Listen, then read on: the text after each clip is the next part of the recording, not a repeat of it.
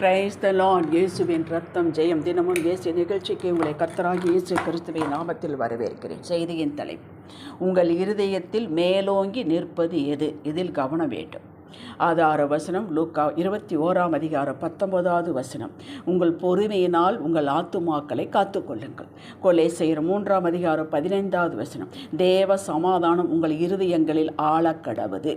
தேவ ஞானம் பெற்றவர்களே, நம்மளை எது ஆள்கிறது என்பதை தினந்தோறும் நாம் செக் பண்ண வேண்டும். நம்முடைய மனதை நாம் அடக்கி வைத்திருக்கிறோமா, இல்லை அது நம்மை ஆளுகிறதா, இல்லை உலகம் ஆளுகிறதா என்பதை நாமே நம்மை பார்க்க வேண்டும். கர்த்தர் பரிசுத்தர், ஆகையால் நம்மளும் பரிசுத்தமாக இருக்க சொல்கிறார். அவர் நீடிய பொறுமை உடையவர். ஆகவே நம்மையும் பொறுமையுள்ளவர்களாக இருக்க சொல்கிறார் என்றால் நமக்கு வேண்டுமே, அவருடைய சுபாவம் முழுவதும் என்றைக்கு ரட்சிக்கப்பட்டோமோ அன்றைக்கே நமக்குள் வைத்து விட்டார். இந்த வைத்ததைத்தான் நாம் எடுத்து வெளியே காட்ட வேண்டும். அதற்கு தனியாக செய்ய முடியாது என்பதற்காகத்தான் ஆவியான நிறைவை கொடுத்திருக்கிறார். இது நமக்கு அடிப்படை சத்தியம். இது புரிந்திருக்க வேண்டும். நமக்குள் எல்லா சுபாவத்தையும் வைத்து விட்டார்.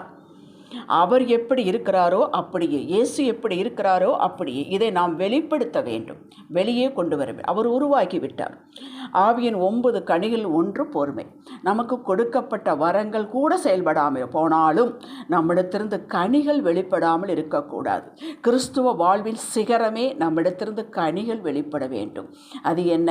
ஆவியின் கனியோ அன்பு, சந்தோஷம், சமாதானம், நீடிய பொறுமை, தயவு, நற்குணம், விசுவாசம், சாந்தம், இச்சையடக்கம். கலாத்தியர் 5:22-23 கொடுக்கப்பட்டிருக்கிறது, வாசித்துக் கொள்ளுங்கள். இதை வாழ்வில் பிராக்டிஸ் பண்ணித்தான் வெளிப்படுத்த முடியும். இதுதான் கிரியை, இதுதான் விசுவாச கிரியை, நாம் செய்ய வேண்டிய கிரியை. வேறொன்று நம்மளை செய்ய சொல்லவில்லை. கனிகள் நம்மிடத்தில் நிலைத்திருக்கும். கிறிஸ்துவ வாழ்வு பூரணமான கிறிஸ்துவை நம் மூலமாக வெளிப்படுத்த வேண்டும். மேலோட்டமாக சர்ச்சுக்கு போனால், ஞானஸ்தானம் எடுத்துக்கொண்டால், வேதம் வாசித்தால், காணிக்கை செலுத்தினால் இது அது கிடைக்கும் என்று வாழ்வின் மேற்பரப்பையே பார்க்கிறார்கள். இது பேபி கிறிஸ்தவர்களுக்கு சரி. முதிர்ச்சியும் வளர்ச்சியும் அடைந்து எல்லாவற்றையும் சம்பூரணமாக வாழ்ந்து சாட்சியை வைத்துவிட்டு போக வேண்டுமானால் இதுதான் தேவ சித்தம், இதுதான் பூரணமான வாழ்வு. தண்ணீரை தொட்டுவிட்டால் பத்தாது, நனைத்து கொண்டால் பத்தாது, அதோடு போய்விடக்கூடாது. தண்ணீருக்குள்ளேயே மூழ்கி இருக்க வேண்டும். ஒரு கல் தண்ணீருக்குள் இருக்கிறது என்றால் அதன் எல்லா பகுதியும் தண்ணீரால் தொடப்பட்டு விட்டது என்றுதானே அர்த்தம். இதற்கு அடிப்படை நமது ஆத்துமா காக்கப்பட வேண்டும். ஆத்துமா என்பது ஏற்கனவே சொல்லியிருக்கேன், மனம், உணர்வு, சித்தம். இந்த 3 இணைந்தது தான் ஆத்துமா. நம்முடைய மனம், நம்முடைய உணர்வு, நமக்கு என்ன விருப்பம், சித்தம் இருக்கிறது எல்லாம் சேர்ந்தது தான் ஆத்துமா. நீதிமொழிகள் 4:23 சொல்கிறது, எல்லா காவலோடு இருதயத்தை காத்துக்கொள், அதனிடத்திலிருந்து ஜீவ ஊற்று புறப்படும் என்று. ஏன் இருதயம் காக்கப்பட வேண்டும்? அதற்குள் என்ன செய்து போகிறது என்பதை கவனமாக இருக்க வேண்டும். அவங்க சொன்னாங்க, இவங்க சொல்லுகிறதை எல்லாம் போட்டு நிரப்பி விட்டால் அது நிறைந்துவிடும். வாய் அதைத்தான் பேசும். இருதயத்தின் நிறைவு வாய் பேசும். உங்கள் வாயின் வார்த்தையின்படியே நடக்கும். இந்த தொடர்ச்சி புரிகிறீங்களா? சரி, கர்த்தர் என்ன சொல்லுகிறார்? வேத எழுத்துக்கள், வேத வாக்கியம், பிரமாணங்கள், வாக்குகள் என்ன சொல்கிறது? இதையே நிரப்பி வைத்துக்கொள்வதாக வைத்துக்கொள்வோம். இப்பொழுது இதை நிறைவை எடுத்து வாய் பேசும்.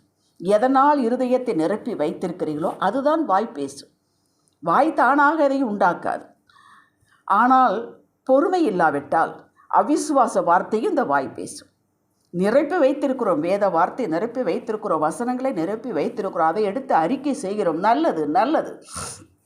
கூடவே பொறுமை வேண்டும். பெருமூச்சு விடுதல், முறுமுறுக்குதல், கவலைப்படுதல், இதெல்லாம் இருக்கக்கூடாது. வேதம் எல்லாம் அத்துபடி என்றாலும் நம் இருதயம், ஆத்துமா இந்த ஆவியின் கனிகளினால் காக்கப்பட வேண்டும். அப்பொழுது ஆத்துமா வார்த்தையினால் நிரப்பப்பட்டு மகிழ்ச்சியோடே காத்திருக்கும். ஆசீர்வாதத்தையே நோக்கி நோக்கி இருக்கும், சலித்து போகாது. வர தாமதிப்பதனால் தேவனையே நோக்கி அது சந்தோஷமாக இருக்கும், சலித்து கொள்ளாது, முறுமுறுக்காது. இந்த நிலையை கொண்டு வருவதற்கு எந்த பாடத்திட்டமோ கல்லூரியோ இல்லை. நாமவே பிராக்டிஸ் பண்ணித்தான் கொண்டு வர வேண்டும். இப்போது ஆத்துமா வாழும், மகிழும். எப்பொழுது?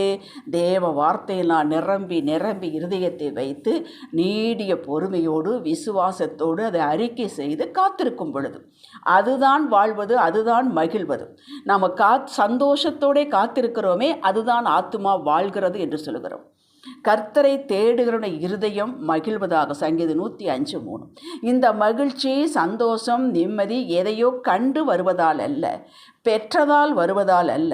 எதுவுமே இல்லாத போது என் தேவன் எனக்காக யாவையும் கல்வாரி செய்து முடித்து விட்டார். அவர் என்னை விட்டு விலகுவதும் இல்லை, என்னை கைவிடுவதும் இல்லை. என் மேல் கோபமோ வருத்தமோ என் தகப்பனுக்கு இல்லை. என் தகுதி பார்த்து கொடுக்கிறவரும் அல்ல. என் தகுதியை பார்த்தால் ஒன்று கொடுக்க முடியாது. அவருடைய அன்பின் நிமித்தம் சகலத்தையும் கொடுக்கிறார். அவருடைய நீடிய பொறுமையின் நிமித்தம், என் மேல் வைத்த பிரியத்தின் நிமித்தம், மன உருக்கத்தின் நிமித்தம் தன் குமாரனையே எனக்காக கொடுத்தவர் இந்த உலக ஆசீர்வாதங்கள் எனக்கு கொடுக்க மாட்டாரா என்ன என்று நாம் நினைக்க வேண்டும். ரோமர் 8:32 என்று நினைத்து இதை திடமாக மனதில் வைக்கும்போது நம் மனம் அவரையே நோக்கி இருக்கும். கவலைப்படுகிறோம் என்றால் நம் ஆத்துமா அவரை விட்டு விலகி தனியே வந்து நிற்கிறது என்பதாகும். இதை நன்றாக வித்தியாசத்தை புரிந்து கொள்ள வேண்டும். எப்பொழுதெல்லாம் கவலை வருகிறதோ, சோர்வு வருகிறதோ, நாம் ஆத்துமா அவரை விட்டு, ஆவியானவர் விட்டு விலகி விட்டது என்று, விலகி தனியாக நிற்கிறது அர்த்தம். தனியாக நின்று நம்மால் எதையும் சாதிக்கவே முடியாது. யோவான் 15:5. இப்படி விசுவாசத்தில் உறுதியாகி நீடிய பொறுமையாக இருக்கும்போதே நம் ஆத்துமா அவரோடு இணைந்து வாழ ஆரம்பித்துவிடும். 3 யோவான் 2:2. வாழ வேண்டும், நம் ஆத்துமா வாழ வேண்டும், நம்பிக்கையோடு வாழ வேண்டும், பொறுமையோடு இருக்க வேண்டும். அவரோடு இணைந்து கொள்வதுதான் வாழ்வு.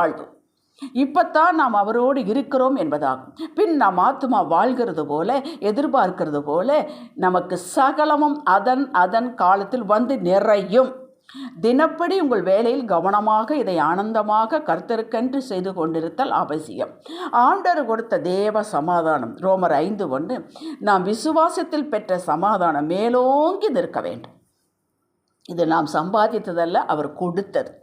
இந்த நிறைவு நம் ஆத்துமாவில் ஆள வேண்டும். வேறு உலக சிந்தனைகள் வந்து மேலோங்கி நின்றால் அவைகள் ஆளத் தொடங்கிவிடும். எதை மேலோங்கி நீர் வைக்கிறீர்களோ, எதற்கு நீங்கள் மரியாதை கொடுக்கிறீர்களோ, எதையே சிந்திக்கிறீர்களோ அதுதான் உங்களை ஆளும்.